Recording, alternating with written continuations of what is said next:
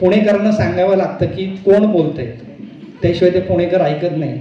तर मी ENT surgeon आहे, प्राध्यापक आहे वाटत नसलो तरी, पोस्ट ग्रॅज्युएट गाईड आहे आणि ताराचंद हॉस्पिटलसारख्या संस्थेमध्ये मी ओरल कॅन्सर युनिटचा प्रमुख आहे आणि गेली 20 वर्ष ओंकार साधना, गायत्री मंत्र आणि आवाज याच्यावर संशोधन आणि अभ्यास करतोय. मागच्या वर्षी आदरणीय हरिहरनजी, आदरणीय शंकर महादेवनजी, भरत बलवलीजी, सुरेश तळवलकर सर आता थोड्याच वेळात येत आहेत, यांच्या आशीर्वादाने माझ्या पुस्तकाचं प्रकाशन झालेलं आहे. आणि गायकांसाठी आणि कलाकारांसाठी आवाजावर गुणकारी ठरणारे मेलो व्हॉइस या औषधाची निर्मिती मी केलेली आहे, जी आयुर्वेदिक गोळी आहे आणि त्याचं पेटंट फाईल झालेलं आहे. आता गव्हर्नमेंट ऑफ इंडियाचं पेटंट मला मिळणार आहे. हे डॉक्टर मिलिंद भोई यांनी अनेकांचा आवाज शाबीत ठेवला, त्यांना सुधारण्यास मदत केली. तसेच आपले स्वरयंत्र कसे आहे, त्याचं कार्य कसे चालते याबद्दल विस्तृत माहिती आज त्यांनी अतिशय छान पद्धतीने सांगितली. ज्या कार्यक्रमाची आपण आतुरतेने वाट पाहतोय त्या कार्यक्रमाला आपण आता सुरुवात करणार आहोत. आपल्याला माहिती की समुद्र मंथनातून जी 14 रत्न निघाली त्यापैकी एक रत्न म्हणजे धन्वंतरी. या धन्वंतरीचं पूजन करून आपण आजच्या या कार्यक्रमाला सुरुवात करणार आहोत. आवाज ही पहचान आहे. श्रोते हो, आकाशवाणी पुणे आणि गायत्री व्हॉइस क्लिनिक पुणे यांच्या संयुक्त विद्यमाने गायक, प्रवचनकार, कीर्तनकार, कलाकार यांच्यासह आवाज हीच ओळख असलेल्या सर्वांसाठी सुंदर अशा या कार्यशाळेचं या ठिकाणी धन्वंतरी पूजनानं शुभारंभ होतोय. माननीय डॉक्टर भरत बलवंदी सर स्वराधीश, त्याचबरोबर माननीय कृष्णकुमार गोयल सर कोहिनूर ग्रुप पुणे, त्याचबरोबर मेलोडी मेकर्सचे माननीय सराफ सर आणि आकाशवाणीचे निवेदक माननीय संजयजी भुजबळ साहेब आणि आपल्या सर्वांचे लाडके प्राध्यापक डॉक्टर मिलिंद भोई सर. आजच्या कार्यक्रमाचं प्रास्ताविक करण्यासाठी विनंती करतो माननीय संजय भुजबळ साहेब, कृपया आपण आजच्या कार्यक्रमाचं प्रास्ताविक करावं. निवेदकाने खूप चांगला शब्दप्रयोग केला की आकाशवाणीवर आपण ज्यांना बघतो किंवा दाखवण्यासंदर्भातला जो संदर्भ होता तो निश्चितच आकाशवाणीवरून आवाजातून अनेक गोष्टी दाखवण्याचा आम्ही प्रयत्न करतो. आणि ते म्हणाले त्याप्रमाणे 1-1.5 महिन्यापूर्वी डॉक्टर भोईंच्या कार्यक्रमाला जाण्याचा योग आला आणि स्टेशन डिरेक्टरनी हा विचार मांडला की हा जर आकाशवाणीवर कार्यक्रम करायचा तर आपण मंच बघत आहात, मंच बहुआयामी आहेच आहे, बहुरंगी आहेच आहे, पण हा मंच आणि हा कार्यक्रम देखणा आहे. मग रेडिओवर त्याला किती दाखवता येईल, शब्दांमधून किती दाखवता येईल, हा विचार झाल्यानंतर कदाचित हा कार्यक्रम आपल्याला प्रेक्षणीय करता येईल, स्टेजवर करता येईल, हा विचार पुढे आला आणि बादल सरांनी ही मान्यता देऊन आजच्या कार्यक्रमाचं स्वरूप नक्की झालं. खरं तर हा विषय आवाजाचा आहे. मग आवाज त्याला जोडणारे एक 4-5च कन्सेप्ट किंवा 4-5च व्यवसाय आपण त्याला जोडतो.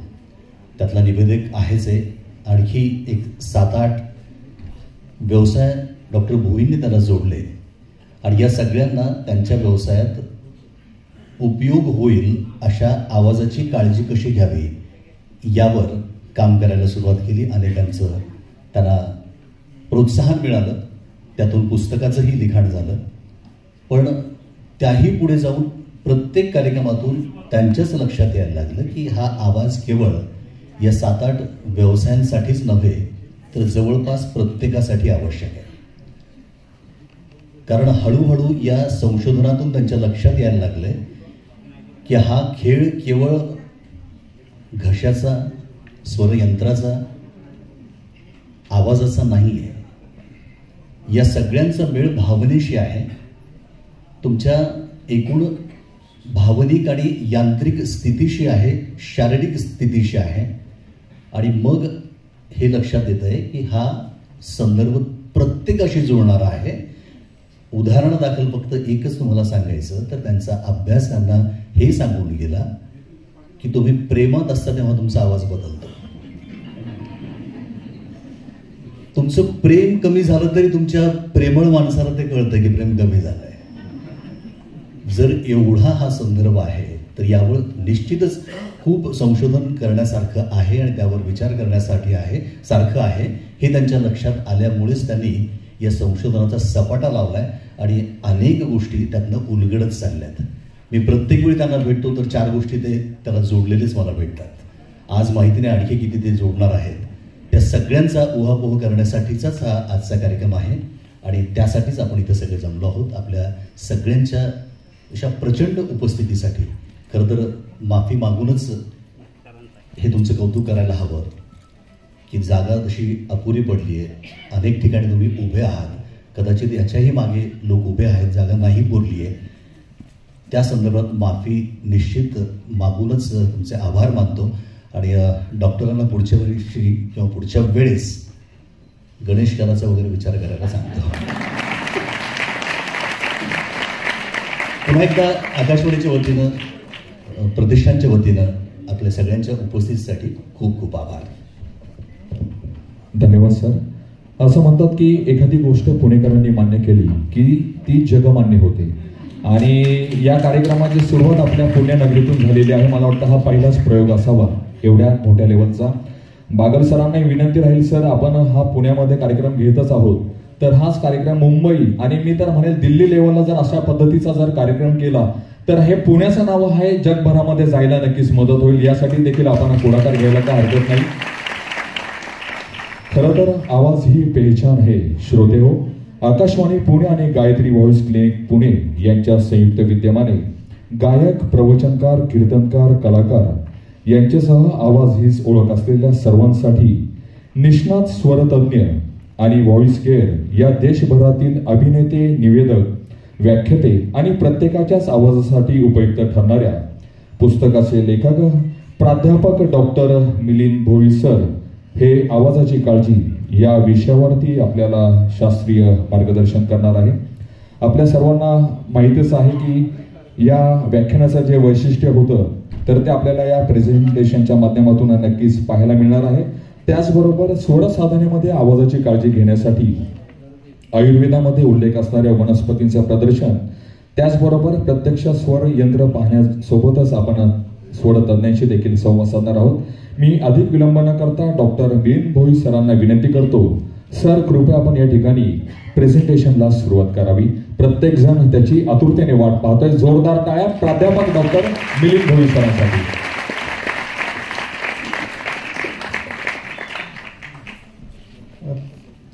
सर्वप्रथम सर्व पुणेकरांचं, रसिक पुणेकरांच्या बद्दल मी कृतज्ञता व्यक्त करतो आणि माफी मागतो की तुम्हाला उभं राहावं लागतं. आणि जसं आशिष म्हणाला की आम्हाला माहिती नव्हती इतकी लोक येतील, इतकी लोक आवाजावर प्रेम करतात. आम्हाला वाटलं की फक्त गायक, निवेदक, कीर्तनकार बस, याच्या पलीकडे कोणी नाही. पण मी जेव्हा संजयजींशी या विषयावर बोलत होतो तर ते म्हणाले की फक्त गायकच नाही तर मी जेव्हा उशिरा घरी जातो किंवा 5 मिनिटात घरी येतो आणि असं म्हणतो आणि 1 तासाने घरी जातो तर माझी बायको ज्या टोनमध्ये माझ्यावर ओरडते, मकरंद मान हलवतोय, हा तुमच्या माझ्या सर्वांचा अनुभव आहे. तर त्या ओरडण्याला सुद्धा जर व्हॉइस केअरचं ट्रेनिंग दिलं तर तो ओरडणं जास्त इफेक्टिव्ह होईल. म्हणून आपण हे सर्वांसाठी करूया. म्हणून भुजबळ सरांसाठी जोरदार टाळ्या होत्या. प्रेझेंटेशन सुरू करण्यापूर्वी माझे मोठे भाऊ, मार्गदर्शक आणि देशभरातील गायकांच्या हक्कासाठी, त्यांच्या रॉयल्टीसाठी, त्यांच्या अधिकारासाठी लढणारी जी संघटना आहे Indian singers and musicians rights association Mumbai, ज्यांच्या धडाडीमुळे, ज्यांच्या जिद्दीमुळे अनेक गायकांना त्यांचे हक्क आणि रॉयल्टी मिळवून देण्याचे ज्यांनी काम केले आणि खास त्यांची तब्येत बरी नसताना सुद्धा खास मुंबईवरनं आज या कार्यक्रमासाठी इथे आले ते संजय टंडन. 75 उलटली तरी तरुण दिसणारे इक्बाल भाई आणि त्याच कोठडीतले संजय टंडन हे दोघंही एकमेकांचा सत्कार करतात.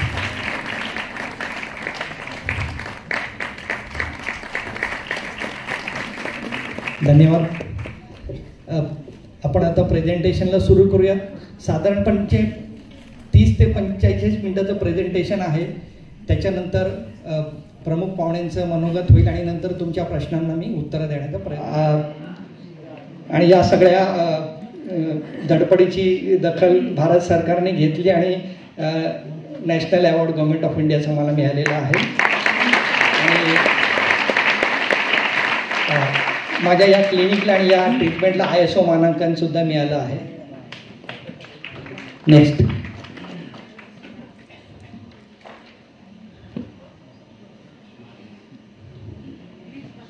नेक्स्ट.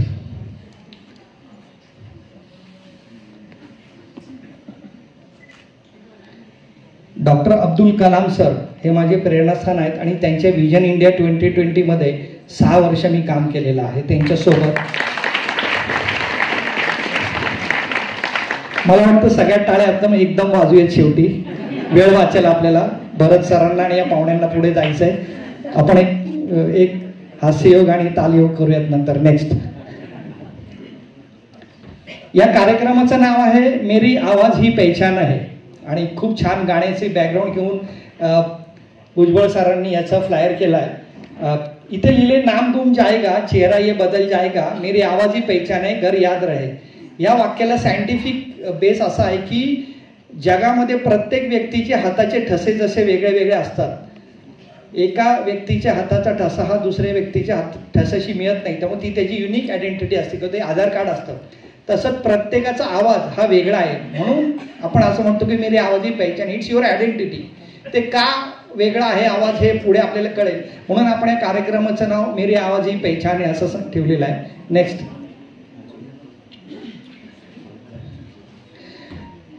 बऱ्याचदा आपल्याला वाटतं की मला पण लता दिदी सारखं गायता आलं पाहिजे, मला पण किशोरदांसारखी तान घेतली पाहिजे, रफी साहेबांसारखं वरच्या पट्टीत गाता आलं पाहिजे.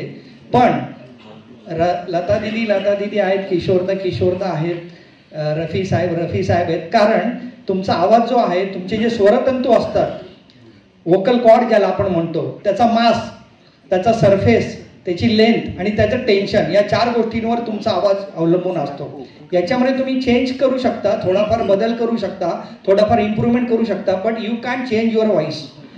तुमचा आवाज जो बाप्पानी तुम्हाला दिलेला आहे, जो निर्मात्याने तुम्हाला दिलाय, तो तुमचाच आहे. तुम्ही जर तो बदलायचा प्रयत्न केला तर पुढे तो त्रास होऊ शकतो. आपण पुढे बघणार आहोत. Next. Process of bringing the voice under control. तुमचे आवाज तुमच्या नियंत्रणाखाली आणणं, याला जे शब्द आहेत that is called voice culture. याच्याबद्दल खूप बोललं गेलंय, लिहिलं गेलंय. त्याचे फायदे काय आहेत, त्याचे तोटे काय आहेत, याच्यावर आपण नंतर बोलूयात. पण याच्यामध्ये 4 गोष्टींचा अंतर्भाव होतो. हिअरिंग, तुम्ही आधी चांगलं ऐकलं पाहिजे. चांगलं ऐकलं तर तुम्ही चांगलं गाऊ शकता. बऱ्याचदा लहान मुलांमध्ये जी मुलं असतात त्यांना ऐकायला येत नाही, 100% हिअरिंग लॉस असतो, ते बोलू शकत नाही. त्यांचा व्हॉइस बॉक्स चांगला असतो, त्यांचं सिस्टीम नॉर्मल असते, पण ऐकून आल्यामुळे ते शब्द त्यांच्या कानावर पडल्यामुळे ते बोलू शकत नाही. त्यामुळे बोलण्याची किंवा गाण्याची पहिली स्टेप जी आहे ती हिअरिंग आहे. नंबर 2 कंट्रोल ऑफ ब्रीथ, दमसास ज्याला म्हणतो आपण. तुमचं फुफ्फुस, तुमचं एअरवे, तुमचं रेस्पिरेटरी ट्रॅक किती छान आहे त्याच्यावर हा आवाज अवलंबून आहे. 3रा महत्त्वाचा मुद्दा प्रॅक्टिस, रियाज. आणि 4था अत्यंत महत्त्वाचा मुद्दा म्हणजे फिजिकल अँड मेंटल फिटनेस.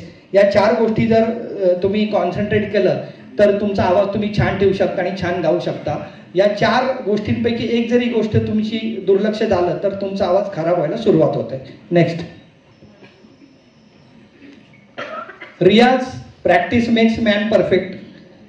पण रियाज करताना आपण बरोबर करतोय की नाही किंवा चुकीचं करतोय हे थोडंसं व्हेरीफाय करायला पाहिजे. रियाज केल्यानंतर तुम्हाला फ्रेश वाटलं पाहिजे.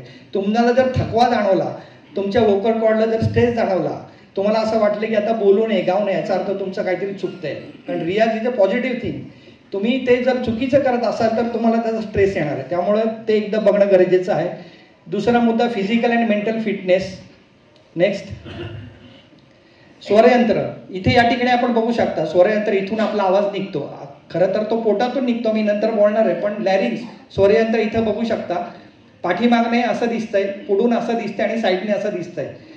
जाताना तुम्ही बघू शकता बाहेर ऍक्च्युअल खरोखरचं स्वरयंत्र आपण तिथं ठेवलेलं आहे. आम्ही ॲनाटॉमीचा अभ्यास करताना, एका बॉडीचं डिसेक्शन करताना आम्हीच ते काढले आणि फॉर्म्युलेमध्ये ठेवलं आहे. आणि बाहेर ऍक्च्युअल खरोखरचं स्वरयंत्र बाटलीमध्ये तुम्हाला जाताना ते बघायला मिळेल. नेक्स्ट.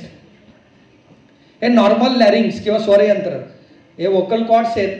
याचं आरोग्य किती छान राहणार आहे, याच्यावर तुमचा आवाज कसा होणार आहे हे तुम्ही ठरवणार आहात. नेक्स्ट. स्वरयंत्राची दोन फंक्शन्स आहेत. नंबर 1 बायोलॉजिकल फंक्शन, हे सगळ्यात महत्त्वाचं आहे. म्हणजे to act as a wall to prevent air from escaping the lungs. पाणी पिताना, जेवण करताना ते अन्नपदार्थ, ते पाणी, ते लिक्विड, ते श्वासनलिकेत जाऊ नये. ते गेले की तुम्हाला न्यूमोनिया होऊ शकतो. ते श्वासनलिकेत जाऊ नये म्हणून एक पडदा येतो आणि त्या पडद्यावरनं ते अन्न, पाणी सगळं अन्ननलिकेत जातं. तो पडदा आणण्याचं काम स्वरयंत्र करतं. थोडं तरी पाणी किंवा काही लिक्विड आतमध्ये गेलं तर तुम्हाला ठसका लागतो, खोकला येतो आणि तो बाहेर फेकला जातो. That is mechanism. जर ते तसं झालं नाही, एखादा पार्ट जर आतमध्ये गेला तर न्यूमोनिया होतो आणि पुढे तुम्ही वरती जाऊ शकता. त्यामुळे फार महत्त्वाचं काम आहे लॅरिंग्स. आणि दुसरं महत्त्वाचं काम प्रोडक्शन ऑफ साऊंड, आवाजाची निर्मिती. Next, phonation. आवाज करताना स्वरतंतूंची रचना कशी आपण याच्यात दाखवलेली आहे. नॉर्मल स्पीकिंगमध्ये एवढी गॅप असते स्वरतंतूंमध्ये. मोठ्याने बोलताना, लाऊड स्पीकिंग, एवढी मोठी गॅप असते. मगाशी जे म्हणालो की भुजबळ सर मला म्हणले की घरी गेल्यानंतर मला ऐकावं लागतं, तर साधारणपणे अशी गॅप किंवा याच्यापेक्षा तुम्ही किती उशिरा घरी जाता त्याच्यावर ही गॅप किती वाढणार आहे ठरवा. गोयल सर पण हसतायत बरं का.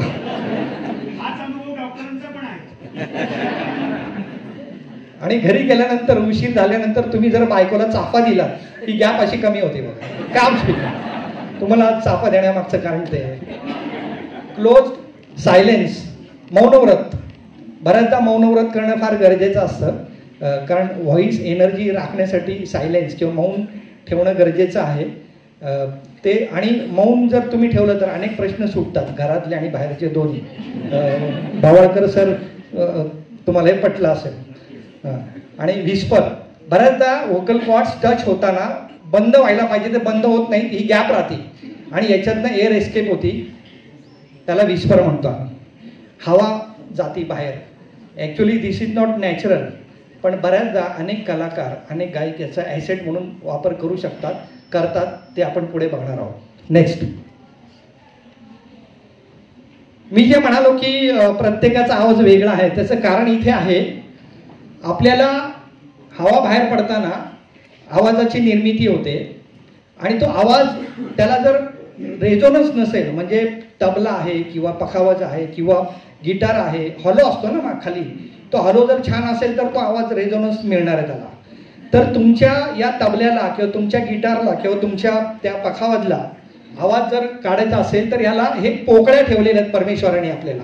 याला आपण सायनस म्हणतो. हे सायनस मोकळे असतात आणि ते मोकळे सायनस असल्यामुळे तुमच्या आवाजाला तो घुरमारा येतो किंवा तो रेझोनन्स येतो आणि छान त्याला नाद प्राप्त होतो. याच्यामध्ये जर सर्दीमुळे पाणी साठलं असेल किंवा काही इन्फेक्शनमुळे ते पोकळ्या कमी जास्त झाल्या असतील तर तुमचा आवाज बदलतो, त्याला तो रेझोनन्स येत नाही. या पोकळ्या जितक्या छान आणि मोकळ्या राहतील ते तितकं तुमच्या आवाजाला तो घुमार आणि तो रेझोनन्स छान राहणार आहे. त्यामुळे बऱ्याचदा सर्दी झाली किंवा सायनोसायटिस झाली की तुमचा आवाज बदलतो. त्याचं कारण हे आहे. आपल्याला एकूण 15 पोकळ्या परमेश्वरांनी दिलेल्या आहेत. त्याच्यातील 11 पोकळ्या ज्या आहेत त्या फिक्स आहेत, त्यांचा आवाज आकार बदलता येत नाही. त्याला टाळू मागची पोकळी, घशाच्या मागची पोकळी, स्वरयंत्राच्या मागची पोकळी आणि मुख, ओरल कॅव्हिटी, याचा आकार बदलता येत नाही. आणि खालच्या ज्या पोकळ्या आहेत, nasal airway, trachea, maxillary sinus, sphenoid sinus, frontal sinus, याचा आवाज बदलता येत नाही, याचा बदलता येतो.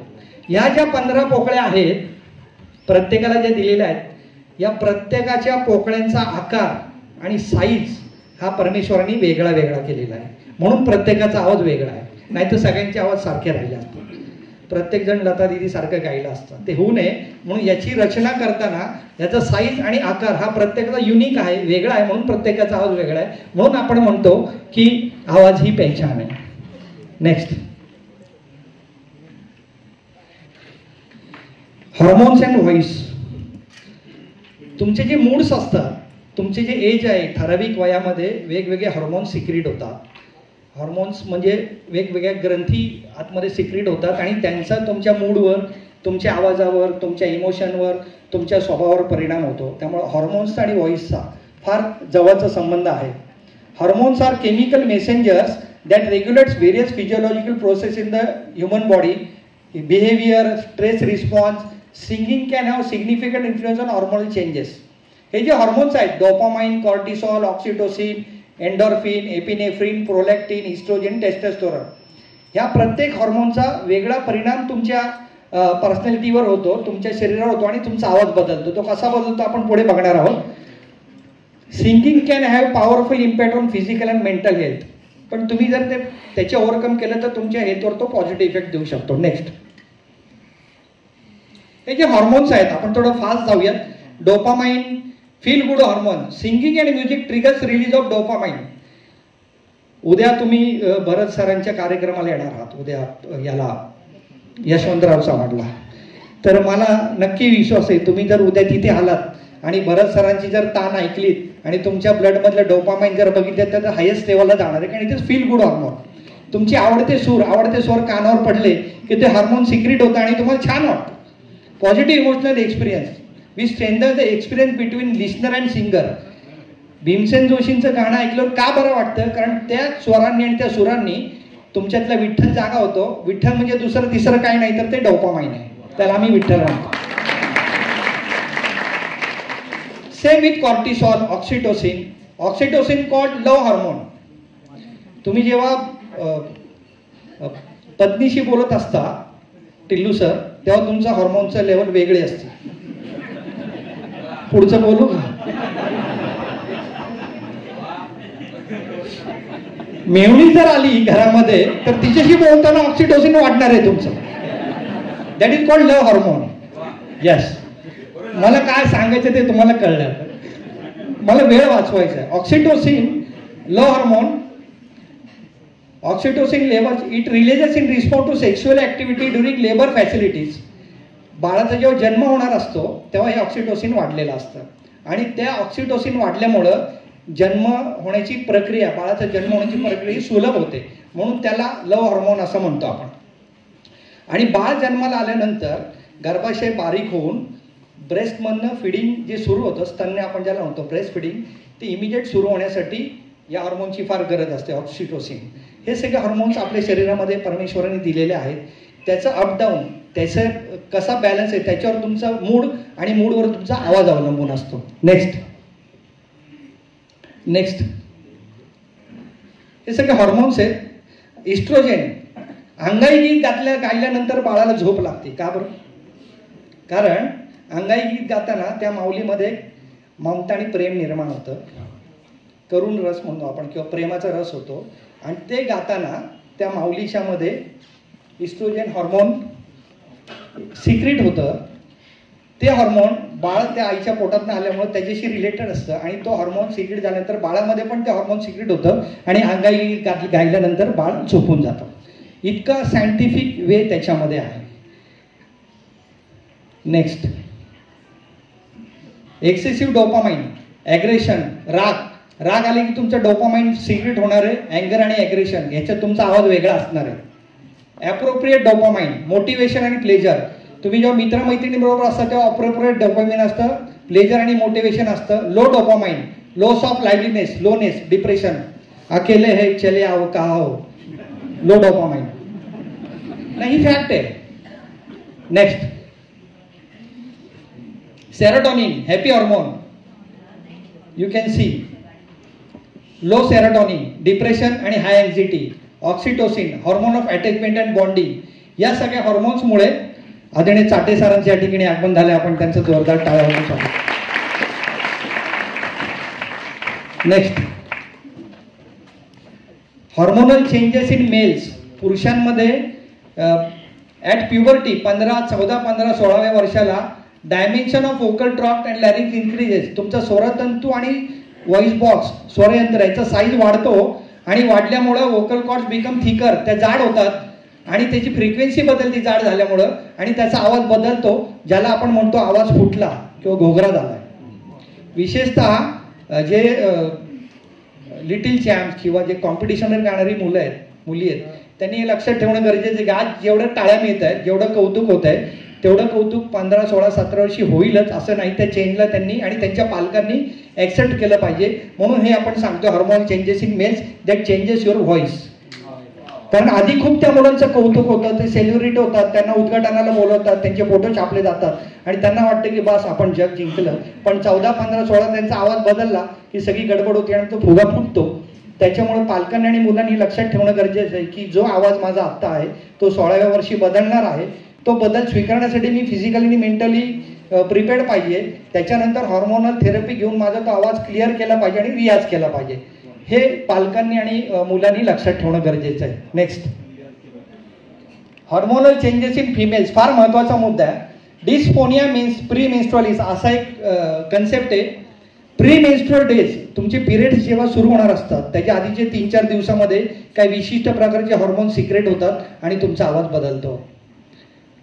Difficulty in singing high notes, आणि तो आवाज बदलला की वरचे जे नोट्स आहेत, वरचे स्वर आहेत, सूर आहेत, ते लागायला तुम्हाला प्रॉब्लेम होतो. बिकॉज आणि आमच्या भगिनींना वाटतं की अरे काय झालं, माझा आवाज लागत नाही, माझी प्रॅक्टिस कमी झाली, माझं काहीतरी गडबड झाली. पण तसं नाही आहे. That is natural thing.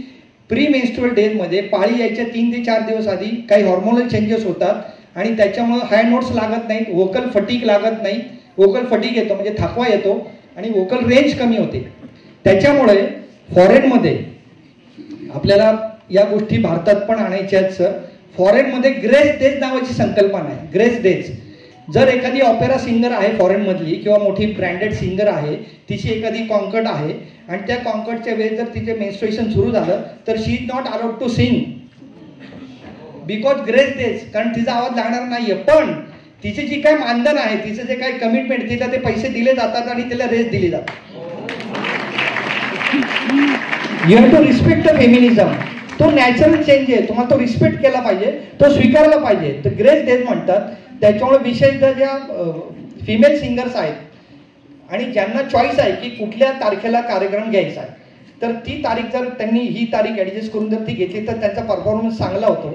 पण आज एक कार्यक्रम सकाळी इकडे गायलो, संध्याकाळी इकडे गायलो, परवा तिकडे गायलो, उद्या मुंबई आहे, परवा नागपूर आहे, आणि काय सांगू मी फार महिना बिझी झालोय. तुमचा आवाज तुम्हाला त्रास देणार आहे नंतर, कारण व्हॉइस इज एनर्जी, ती तुम्ही टिकवली पाहिजे. त्यामुळं विशेषतः फिमेल सिंगर्स किंवा फिमेल ॲक्टर जे आहेत त्यांना जर चांगला परफॉर्मन्स द्यायचा असेल तर शक्यतो या डेट्स चेंज करून त्यांनी डेट्स घेतल्या पाहिजेत. Next, pregnancy related voice change. In pregnancy oestrogen आणि प्रोजेस्टेरॉन वाढलेलं असतं आणि हे वाढल्यामुळं स्वरतंतूंवर ताण येतो आणि तुमचा आवाज थकतो, तुमचा आवाज बदलतो. आणि मग त्या भगिनीला वाटतं की अरे काय झालं, आता मला बाळ होणार आहे पण माझा आवाज पहिल्यासारखा लागत नाही. That is natural, you have to accept it. विशेषतः 3rd ट्रायमेस्टर, 6व्या महिन्यापासून 9व्या महिन्यापर्यंत बाळाची वाढ जशी पोटामध्ये होत राहते, इथे डायफ्राम नावाचा एक पडदा असतो. बाळाची वाढ झाल्यामुळे तो पडदा वरती सरकतो, वरती सरकल्यामुळे तो फुफ्फुसावर दाब देतो, त्यामुळे तुमचा दमसास कमी होतो, फुफ्फुसाची कॅपॅसिटी कमी होतो. त्यामुळे वरचे नोट्स गाताना, वरचे सूर लागताना तुम्हाला प्रॉब्लेम येतो प्रेग्नन्सीमध्ये. That is natural, that is medically proven. त्याच्यामुळं हे प्रेग्नन्सीमध्ये सुद्धा सिंगर्सनी हे ॲक्सेप्ट केलं पाहिजे. जसं जर तुम्ही सिंगर असाल किंवा प्रोफेसर असाल किंवा ऑरेटर्स असाल आणि जर प्रेग्नन्सी असेल तर ज्या फ्रिक्वेंटली, ज्या इंटेन्शनली तुम्ही गायनेकॉलॉजिस्टकडे जाता, सोनोग्राफी करता, ट्रीटमेंट घेता, हिमोग्लोबिन बघता, तेवढ्याच इंटेन्सली तुम्ही व्हॉइस स्पेशलिस्टकडे किंवा एनटी सर्जनकडे जाऊन तुमच्या वोकल कॉर्डची तपासणी करणं गरजेचं आहे. हॉर्मोनचा चेंज कसा झालाय, तो तुमच्या आवाजावर कसा परिणाम करणार आहे, डिलिव्हरी झाल्यानंतर तुमचा आवाज पूर्ववत होणार आहे का नाहीये, तो पूर्ववत होण्यासाठी काय करावं लागणार आहे, कुठली ट्रीटमेंट घ्यावी लागणार आहे, हॉर्मोन्स घ्यावे लागणार आहेत का, हे सगळं जसं तुम्ही गायनेकॉलॉजिस्टकडे जाता तसं जे सिंगर्स आहेत, जे ॲक्टर्स आहेत, जे प्रोफेसर्स आहेत, त्यांनी त्या भगिनींनी ENT सर्जन किंवा व्हॉइस स्पेशलिस्टकडे जाणं गरजेचं आहे. आणि हे ह्याच्यातनं हे करण्यासाठी ब्रिदिंग एक्सरसाइज, प्राणायाम, दमसास आणि कन्सल्टेशन ऑफ व्हॉइस स्पेशलिस्ट हे फार महत्त्वाचं आहे. Next, menopause. बऱ्याच महिलांना मेनोपॉज नंतर आवाजामध्ये फटीग येतो. त्यांना असं वाटतं की आता माझं आयुष्य संपलं, आता माझी कला संपली, मी गाऊ शकणार नाही, पूर्वी मी एवढे मी कार्यक्रम केले, एवढं गाजवलं, आता नाही. तसं नाही आहे. मेनोपॉजमध्ये अँड्रोजन आणि इस्ट्रोजन आणि प्रोजेस्टेरॉन हे वाढतात, त्याच्यामुळे वोकल कॉर्डला सूज येते आणि तुमचा आवाज आणि पिच दोन्ही बदलतो. याच्यासाठी सुद्धा काउन्सिलिंग आणि ट्रीटमेंट आहे, HRT म्हणतो आम्ही त्याला, हॉर्मोन रिप्लेसमेंट थेरपी. जे हॉर्मोन कमी झालेत त्या हॉर्मोन्सच्या गोळ्या जर तुम्ही घेतल्या मेनोपॉज नंतर तर तुमचा आवाज पहिल्यासारखा छान होऊ शकतो, हे मी तुम्हाला छातीटोकपणे सांगू शकतो. नेक्स्ट, बऱ्याच महिलांमध्ये आता स्ट्रेसमुळे आणि या लाईफस्टाईलमुळे PCOD आपण म्हणतो, PCOD किंवा PCOS, पॉलिसिस्टिक ओव्हरियन डिसीज 50% महिलांमध्ये आहे. वजन वाढतं, थायरॉइड आणि PCOD. त्याच्यामध्ये पण मिडल एज वुमनमध्ये दिसतं. Hypertrophy or voice box muscle, आणि पिच कमी होतो. तुम्हाला 1-2 गाणी गायली, 1-2 ताळं दिले की तुमचा आवाज बसतो. PCOD मध्ये हस्की व्हॉइस होतो, एअर एस्पेक होती त्याच्यामध्ये. बऱ्याच महिला ज्या लग्न झाल्यानंतर OC पिल्स घेतात, गर्भधारण होऊ नये म्हणजे गोळ्या घेतल्या जातात. त्याच्यातल्या काही गोळ्यांमध्ये काही ठराविक हार्मोनचं प्रमाणापेक्षा जास्त असतं, त्याच्यामुळे तुमच्या आवाजावर परिणाम होऊ शकतो. ज्या सिंगर्स आहेत, जे ॲक्टर्स आहेत, त्यांनी या OC पिल्स घेताना गायनेकॉलॉजिस्ट बरोबर ENT सर्जन किंवा व्हॉइस स्पेशलिस्टला कन्सल्ट करून OC पिल्स घेतल्या पाहिजेत, तर त्या आवाजाचा दुष्परिणाम होणार नाही. नेक्स्ट, सॉरी, आपल्याकडे साहित्यामध्ये आणि संगीतामध्ये रस सांगितले आहेत, 9 रस सांगितलेत आपल्याला. That rasas are nothing but hormones. वेगळ्या मूडमध्ये वेगळा रस असतो आणि तो वेगळा हॉर्मोन असतो. आपण अर्वाचीन भाषेत त्याला हॉर्मोन म्हणतो आणि आपल्याकडे पूर्वी ग्रंथ परंपरामध्ये रसाचं वर्णन केलंय. रस म्हणजे तुमच्या भावना किंवा ते emotions, that is called very much related to hormones. हे आपल्याकडं ॲक्च्युअली 8 रस आहेत: शृंगार, करुण, रौद्र, वीर, हास्य, भय, बीभत्स आणि अद्भुत. आणि 9वा रस शांत, हा नंतर ॲड झालेला आहे. पण मला असं वाटतं की हा रस फार महत्त्वाचा आहे. मकरंद परत तो हसतोय. शांत रस हा फार महत्त्वाचा आहे. हा जर रस तुम्ही ठेवला, त्या सगळ्या कुठल्याही वरच्या रसांचा तुमच्यावर परिणाम होणार नाही. पण त्या रसामध्ये जर तुम्ही असाल, तुमचा मूड तसा असेल, तर स्पेसिफिक हार्मोन सिक्रेट होणार आहे आणि त्याचा परिणाम तुमच्या आवाजावर होणार आहे. माणूस एकच, आवाज तोच, इमोशन्स वेगळ्या, रस वेगळा, हार्मोन वेगळा. How the voice change you can C. Next, या रसाचा रेफरन्स ज्ञानेश्वरीमध्ये आहे. नवरस भरवी सागरू, करवे उचित रत्नांची आगरू, भावार्थाचे गिरीवरू निफजवी माये. भावार्थाचे पर्वत उभे राहण्यासाठी जी काही मदत लागतीये, जे शब्दरूपी रत्न लागतात, त्याच्यासाठी मराठी भाषेमध्ये नवरसांचा सागर आहे. या ठिकाणी माऊलींचे मामांचे वंशज अवधूत गांधी बसलेत. माऊलींची पालखी निघाल्यानंतर सुरुवातीला ज्या गांधीवाड्यामध्ये थांबते, त्या गांधी घराण्याचे वंशज अवधूत गांधी या ठिकाणी बसलेत. त्यांचं आपण टाळ्यावाजून स्वागत करूया. आणि आजच्या कार्यक्रमाचा समारोप त्यांच्या पसायदानाने आपण करणार आहोत. Next, emotions and voice. Voice changes due to emotional variations. The quality of voice is different according to moods. Same personality, voice changes according to emotions. आता मी फार काही बोलत नाही. व्यक्ती एकच आहे, आवाज एकच आहे, इमोशन्स वेगळे आहेत, नवरसातला रस वेगळा आहे, हार्मोन वेगळा आहे. You can C please.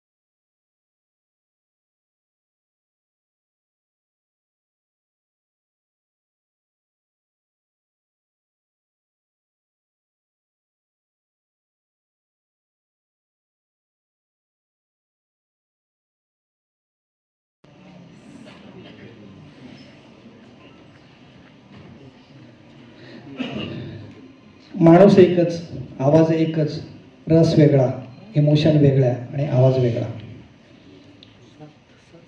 याचा वापर आम्ही आता गेली वर्षभर पुणे पोलिसांबरोबर पण करतोय. एखादं गुन्हेगार पकडल्यानंतर त्याचे जेव्हा पोलीस त्यांच्याशी बोलत असतात, कोर्टामध्ये जेव्हा क्रॉस घेतली जाते, तेव्हा तो कुठल्या आवाजात बोलतोय, त्याच्या आवाजाचा पिच काय, त्याच्या आवाजामध्ये कुठल्या प्रकारच्या इमोशन्स आहेत, त्याच्यावरून तो खरं बोलतोय का खोटं बोलतोय, हे आपण ठरवू शकतो. आणि आम्ही त्यांना आता पोलिसांना मदत करतोय. म्हणजे त्याला रिमांड होमला पाठवायचा का निबंध लिहायला लावायचा.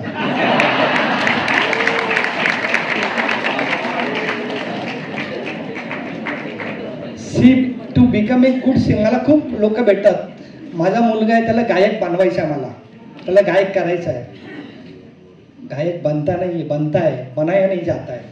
तुम्हाला ते वरनं पाहिजे, मग तुम्ही त्याला करू शकता ना. जसं कहते ना की प्यार किया नाही जाता हो जाता, तसं आहे ते. सो तुम्हाला जर चांगलं गायक बनायचं असेल आणि तुम्हाला जर असं वाटत असेल की गायक नाही झालो तरी माझा आवाज छान पाहिजे, माझा आवाज लोकांना ऐकावासा वाटला पाहिजे, तर सगळ्यात महत्त्वाची गोष्ट कुठली असेल, you should be a good human being first.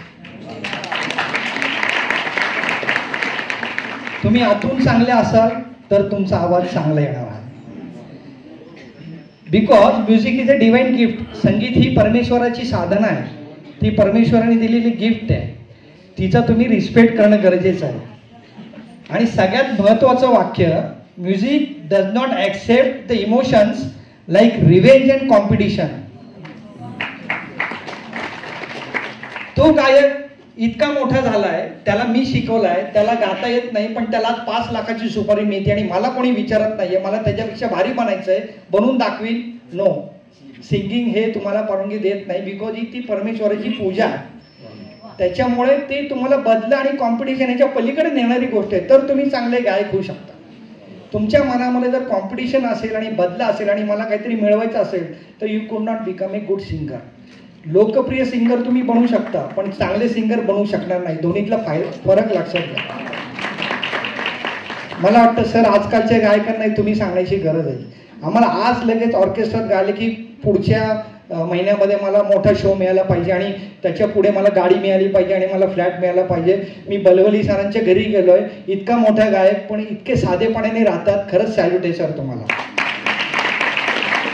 म्हणजे साक्षात लता दिदी ज्यांचा गायडन्स घेते, मी व्हिडिओ पाहिलेत, कौशिकीताईपासून अजय चक्रवर्तींपर्यंत ज्यांचा रेफरन्स घेतात ते त्यांना शिकवतात, पण माणसाचे पाय जमिनीवर आहेत. मला असं वाटतं this is the basic gift of music. हर कोई चाहता है कि बड़ा आदमी बने, मगर ये कोई नहीं चाहता कि अच्छा आदमी बने. पुढे आहे अजून. हर कोई चाहता कि बड़ा आदमी बने, मगर ये कोई नहीं चाहता कि अच्छा आदमी बने. बड़ा आदमी बनना अच्छी बात है, मगर दोस्तों अच्छा आदमी बनना यह बहुत बड़ी बात है. मला असं वाटतं की तुम्हाला जर चांगला माणूस बनायचा असेल तर संगीत, स्वर साधना, स्वरपूजा ही तुम्ही परमेश्वराची सेवा म्हणून केली पाहिजे. परमेश्वर मग कोणी त्याला अल्लाह म्हणेल, कोणी त्याला जीजस म्हणेल, कोणी त्याला ग्रंथसाहेब म्हणेल, पण ती त्याच्यापर्यंत नेणारी गोष्ट आहे. हे जर तुम्ही तुमच्या डोक्यात आणि मनामध्ये ठेवली तर तुम्ही चांगले गायक बनवू शकता. याचे काही रेफरन्सेस पुढे बघूयात आपण प्लीज.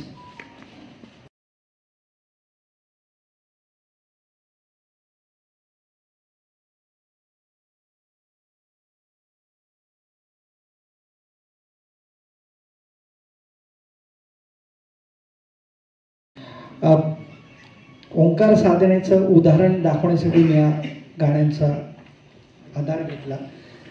7 सुरांचा बेस ओंकार आहे, तो आदिनाद आहे.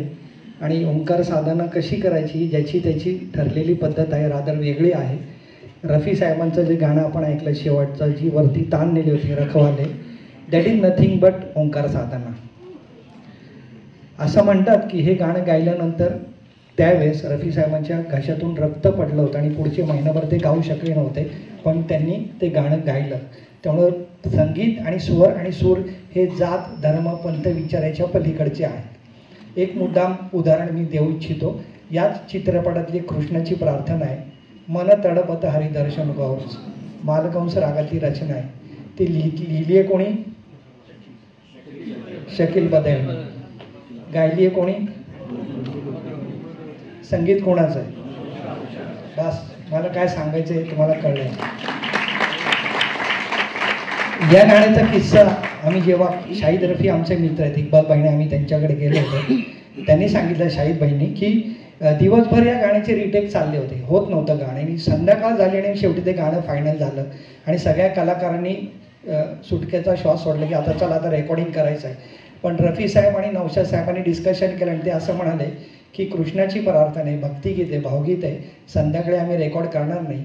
प्रत्येकजण उद्या सकाळी लवकर उठून आंघोळ करून पूजा करतील, स्टुडिओमध्ये येतील, तिथे कृष्णाची मूर्ती ठेवली होती त्याची पूजा करतील. जे हिंदू आहेत त्यांनी पूजा करावी, जे मुस्लिम आहेत त्यांनी नमाज पढावा, आणि ते केल्यानंतर त्यांनी त्या गाण्याचं रेकॉर्डिंग केलं. म्हणून त्या भावना या संगीतामध्ये आल्या.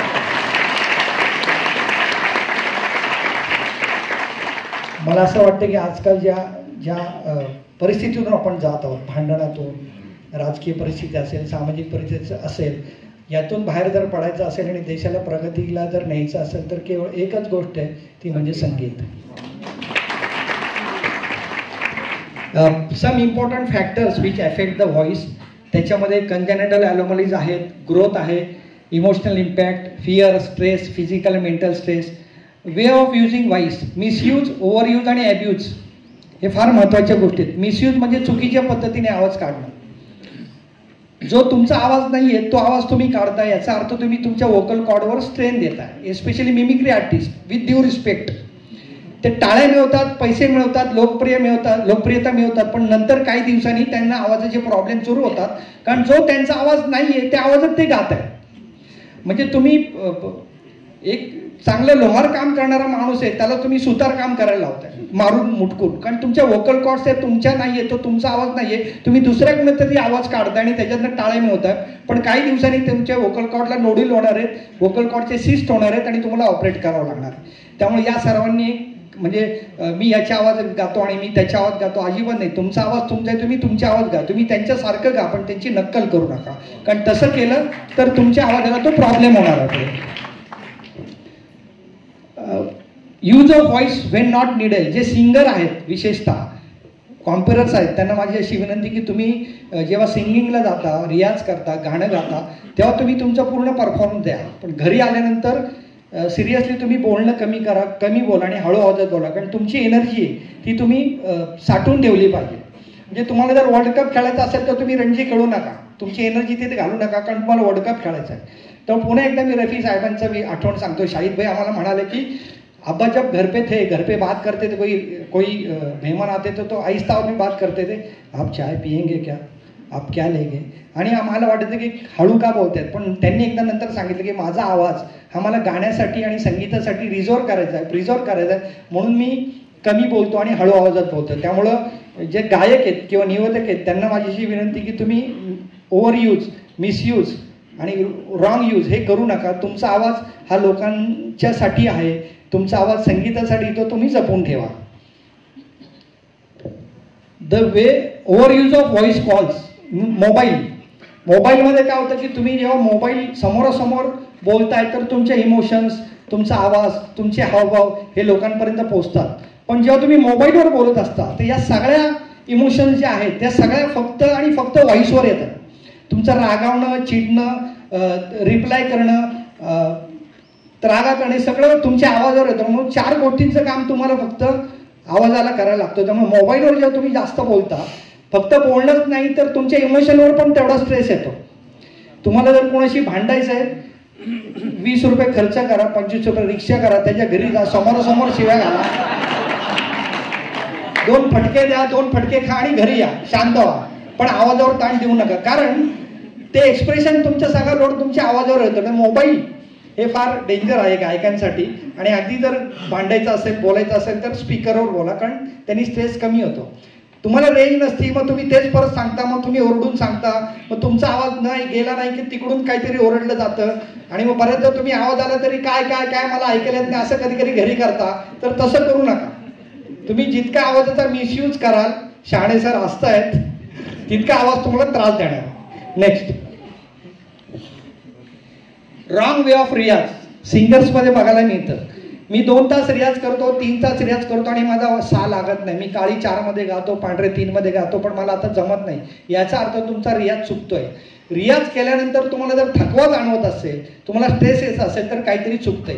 रियाज केल्यानंतर तुम्हाला हलकेपणा जाणवला पाहिजे, फ्रेशनेस आलं पाहिजे, पॉझिटिव्ह वेव्ह आलं पाहिजे, म्हणजे तुमचा रियाज बरोबर आहे. एखादा गायक 1 तास रियाज करतोय, त्याला तेवढा पुरेसा आहे. तुम्हाला अर्धा तास पण लागू शकतो, तुम्हाला 2 तास पण लागू शकतो. तुमचं व्हॉइस बॉक्स, तुमचं वोकल कॉर्ड्स, त्याला कशा पद्धतीचा आणि किती वेळाचा रियाज आहे तुमचा वैयक्तिक तो विषय आहे. त्यामुळे तसा कृपया तुम्ही करा. Stress in competition of singing especially in children. मगाशी म्हणाल की लहान मुलांना आम्ही टीव्हीवर गायला पाठवतो आणि त्यांना बक्षीस मिळतं. एकाला बक्षीस मिळतं, 4 मुलं रडतात आणि बाजूला जातात. ते जे रडणे ना ते फार त्रासदायक आहे. त्या मुलांच्या इमोशन्सशी खेळ आहे, त्यांची पर्सनॅलिटी हॅम्पर होती. त्याला त्याच्या आवाजात गाऊ द्या, तो त्याच्या पद्धतीने गाईल. तो लहान मुलगा आहे, त्याला का तुम्ही वरती ओढताय की खूप छान गायलीस हा, पण हे असं पाहिजे होतं, पुढच्या वेळेस तयारी करू नये. अरे कशाला, त्या लहान मुलांना जगू द्या, त्यांचं बालपण जगू द्या, तिची ती गाईल ना पुढे. पण हे सगळं गडबड व्हायला लागली आणि आम्ही त्यांच्यावर आमचे इमोशन्स, आमच्या सगळ्या अपेक्षा त्यांच्यावर लादतोय. त्यामुळे लहान मुलांच्या आवाजामध्ये ते परिणाम आपल्याला दिसतात.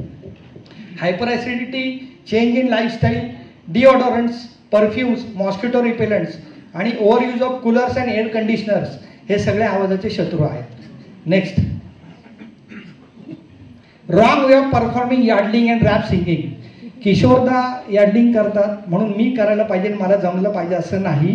कारण ते किशोरदा आहेत, त्यांचा व्हॉइस बॉक्स वेगळा आहे, त्यांच्या वोकल कॉर्ड्स वेगळ्या आहेत. तुम्ही जर रॉंग वेनी यार्डलिंग केलं तर तुम्हाला नंतर काही दिवसांनी ते वोकल कॉर्डला स्ट्रेस येणार आहे. रॅप सिंगिंगमध्ये बघितलं जातं, तुम्ही अगदी वरती कर्कश आवाजात गाता आणि ते गायकांची कारकीर्द 5 ते 6 वर्षानंतर संपती. नंतर त्यांना वोकल कॉर्ड नोड्यूल्स होतात, सिंगर्स नोड होतात आणि नंतर ऑपरेट करावं लागतं. Wrong food habits, inadequate sleep आणि इरेग्युलर स्लीपिंग पॅटर्न. झोप ही फार महत्त्वाची गोष्ट आहे आणि ती रात्रीच घेतली पाहिजे. मी रात्री जागरण करतो आणि कार्यक्रमावरनं 12 वाजता येतो आणि मग 1:30 वाजता जेवतो, 2 वाजता झोपतो, अजिबात नाही. काही दिवसांनी तुमचा आवाज तुमची साथ सोडणार आहे. त्यामुळे तुम्ही लवकर जेवण करून लवकर जर उठून रियाज केला तर तुमचा आवाज छान राहणार आहे. आपल्याकडे जैन धर्मामध्ये असं सांगितलं गेलं की संध्याकाळी सूर्यास्त झाला की जेवायचं. फार त्याच्यामध्ये सायंटिफिक चांगली गोष्ट आहे की जेवण केल्यानंतर जेवण आणि झोप.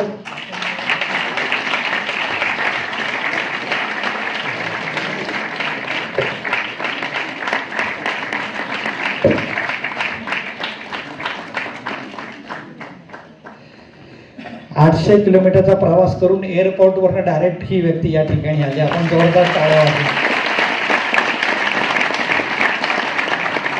मी मगाशी जे म्हणाला ना, you should be a good human being first, याचे उदाहरण आहे. त्यांच्या चेहऱ्यावरचं तेज आणि तजेला बघा. इतका प्रवास करून हा माणूस आला. This is music and this is art. Next, what affects your voice. Fast जाऊया थोडं, आपण सरांना पण जायचं आणि पुढे आपल्याला यांची मनोगत ऐकायची.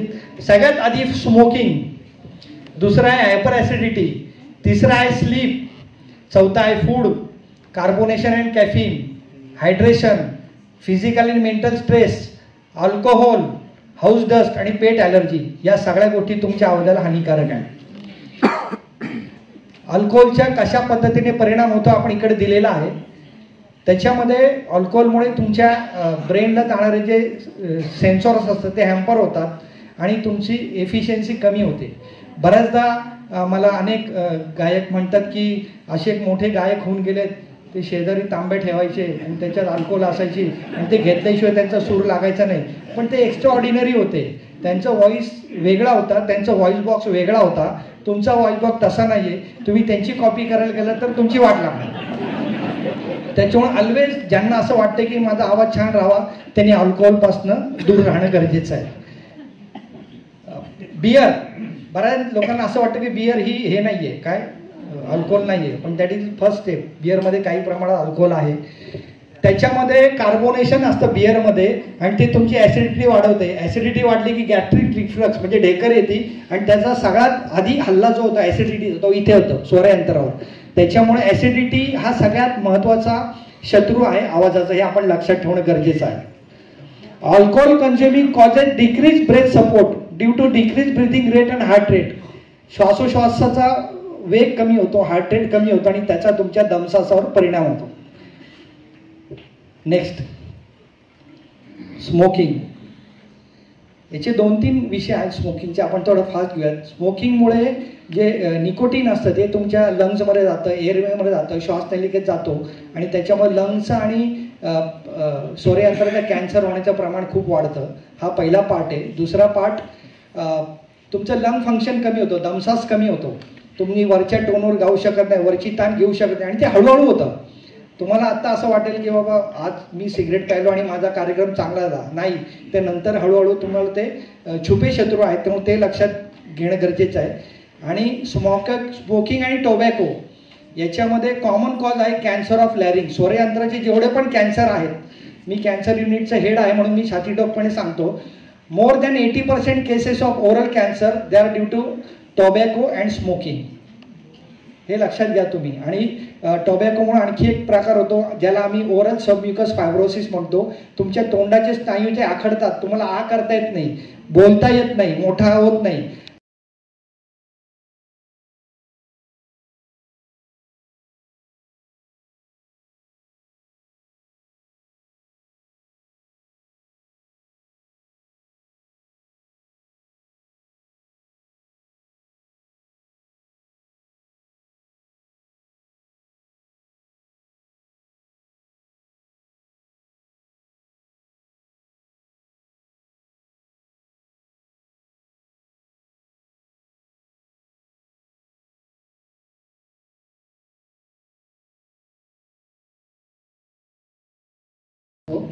आणि त्याच्यातून पॉयझनस गॅसेस जातात आणि त्याचा परिणाम नंतर तुमच्या आवाजावर होतो. हा स्टडी आहे. तुम्हाला याच्यातल्या कुठल्याही गोष्टीबद्दल क्रॉस करायचं असेल, व्हेरीफाय करायचं असेल तर माझा नंबर मी शेवटी देणार आहे, तुम्ही माझ्याशी बोलू शकता.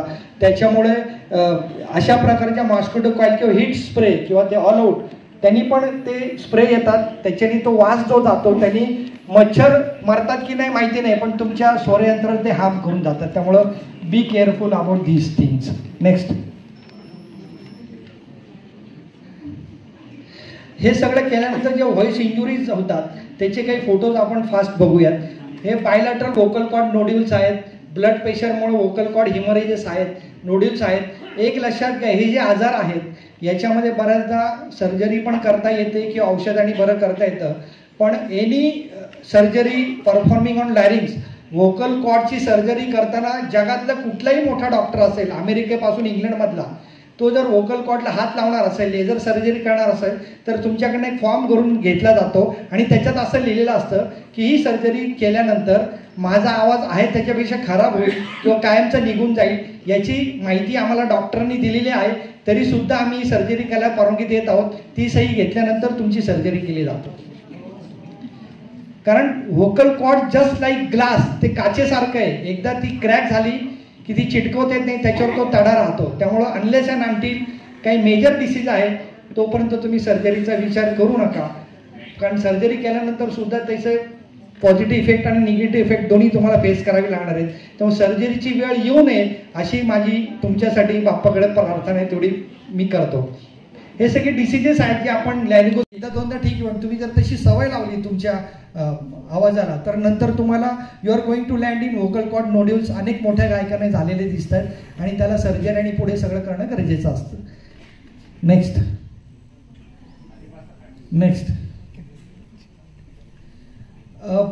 या सगळ्या व्हॉइस ट्रीटमेंटमध्ये आयुर्वेदामध्ये लाखो वर्षापूर्वी चरक संहिता नावाचा ग्रंथ लिहिला गेला आहे आणि त्याच्यामध्ये चरक संहितेमध्ये आपल्या आयुर्वेदाच्या जे आचार्य आहेत त्यांनी सांगितले की 20 वनस्पती अशा आहेत, तो श्लोक आहे तो आपण पुढे बघूयात. 20 वनस्पती अशा आहेत की ज्याचा वापर जर तुम्ही केला तर तुमचा आवाज कधीच खराब होणार नाही किंवा खराब झालेला आवाज चांगला होऊ शकतो, असा रेफरन्स लाखो वर्षापूर्वी आयुर्वेदामध्ये आहे. आणि आपलीच परंपरा आणि आपलं ज्ञान एवढं मोठं आहे पण आपण त्याच्याकडे बघत नाही आहोत. तर त्या औषधी ज्या वनस्पती सांगितल्यात त्याच्यातल्या काही अवेलेबल आहेत का नाही आहेत त्या आपण बघूयात आणि त्या वनस्पतींचा वापर करून आपण एक मेलो व्हॉइस नावाची गोळी तयार केलेली आहे की ज्याचा वापर आपण व्हॉइस केअरवर करतो आणि गेल्या 1.5 वर्षामध्ये त्याचे खूप चांगले रिझल्ट्स आलेले आहेत. मेलोडियस व्हॉइस म्हणजे मेलो व्हॉइस, पण ती सर्वांना गेलो आणि मेलो व्हॉइस खाल्ली आणि माझा आवाज चांगला झाला आहे, दॅट इज नॉट कैलास जीवन. हां, तळव्याला लावा, डोक्याला लावा, कानाला, असं नाही आहे. तुमचं वोकल कॉर्ड स्कोपी करून बघितले जाते आणि तुम्हाला त्या गोळीची गरज आहे की नाही आम्ही सांगतो आणि त्याच्यानंतर ही गोळी दिली जाते.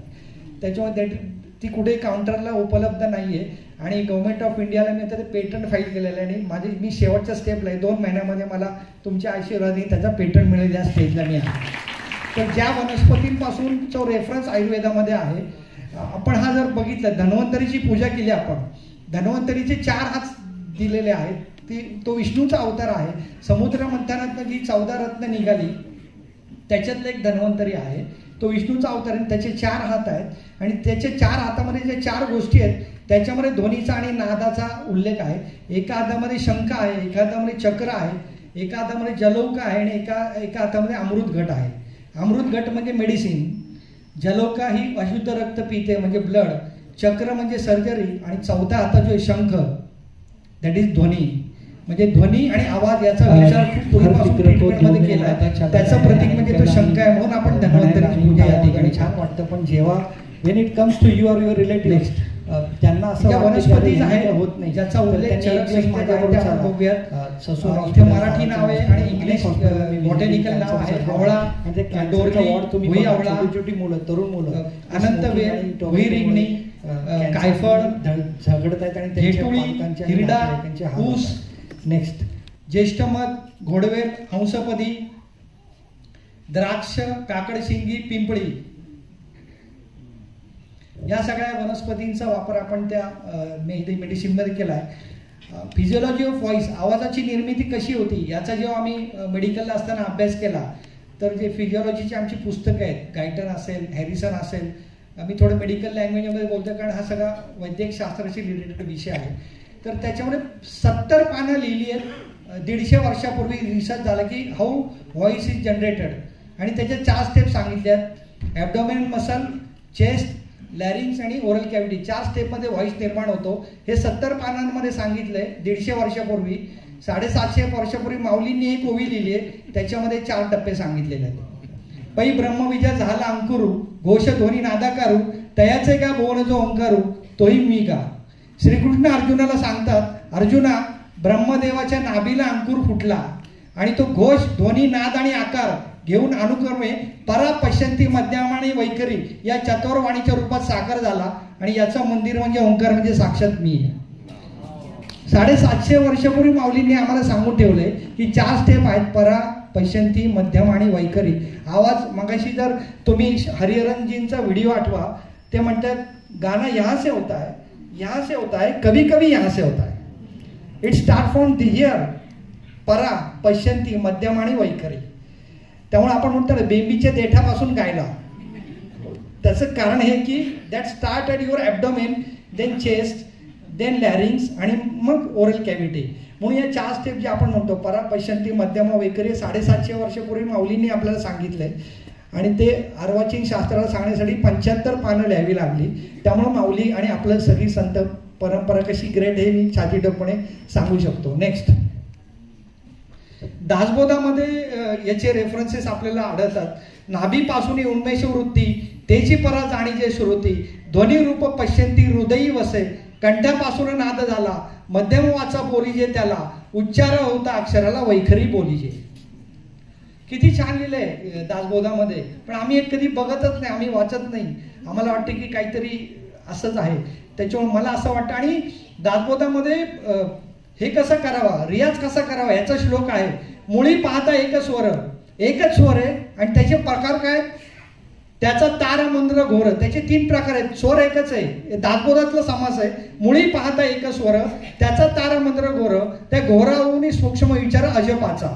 सारे गम पदनी सरी मातृका सायस, प्रथम स्वरे मातृका असं म्हणून पाहावे, परे वाचुनी अर्थे आणि पश्यंती खालते, स्वराचे जन्मस्थान तेथोनी उठे. या ठिकाणी पंडित सुरेशजी आणि पंडित भरतजी असताना मी याच्यावर बोलणं चुकीचं आहे, पण त्यांची क्षमा मागून मी हे मानतोय.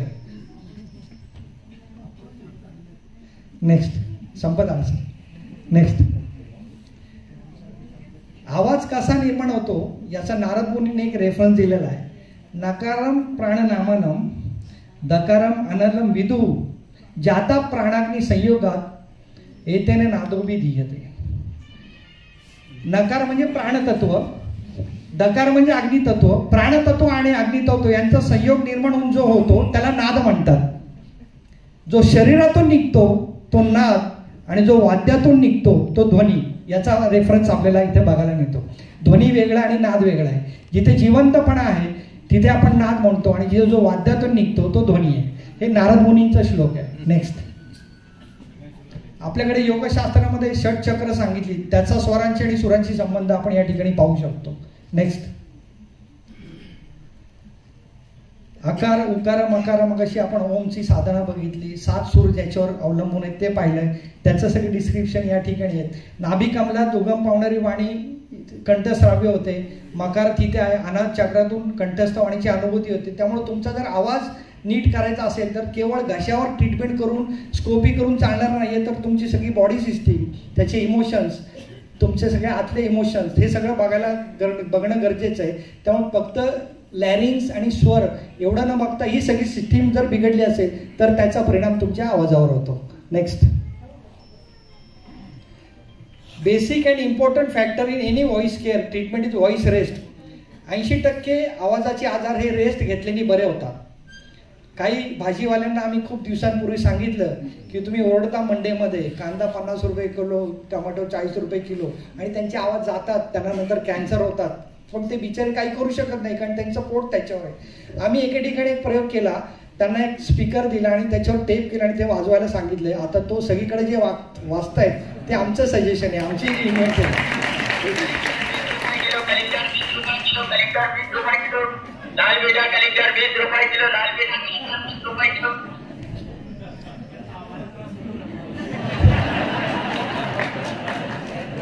जे गायकांना फारसं कळत नाही किंवा शिक्षकांना कळत नाही, निवेदकांना कळत नाही, ते फार लवकर या भाजीवाल्यांना आम्ही समजावू शकतो. त्याचं प्रकाशन केलेलं आहे त्यांनी. हे औषधं आणि पुस्तकं कुठेही विक्रीसाठी उपलब्ध नाही आहे, ते सांगतो आणि मी थांबतो. कारण मी ते पैसे कमवण्यासाठी आणि विक्रीसाठी ठेवलेली नाही आहेत. ते पुस्तक नाही, ते माझं बाळ आहे. कारण माझी साधना, माझं संशोधन, माझा अभ्यास त्याच्यामध्ये आहे. त्याच्यामुळे ते तुम्हाला कुठेही अवेलेबल होणार नाही, कुठल्याही बुक स्टॉलला. अनेकदा सुरुवातीला अनेक जण मला भेटले आणि त्याला प्रकाशक वगैरे कोण नाही, मी स्वतःच लिहिलंय, मी स्वतःच छापलंय, सगळं आर्टवर्क मीच केलंय. त्याचं कारण असं की ते पुस्तक नाही, ते माझं बाळ आहे. सुरुवातीला मला विचारलं 80% डिस्काउंट, 70% डिस्काउंट, 20% डिस्काउंट, म्हणून ते विक्री नाही आहे. सुदैवाने माझी प्रॅक्टिस चांगली आहे, मला त्याची गरज नाही आहे.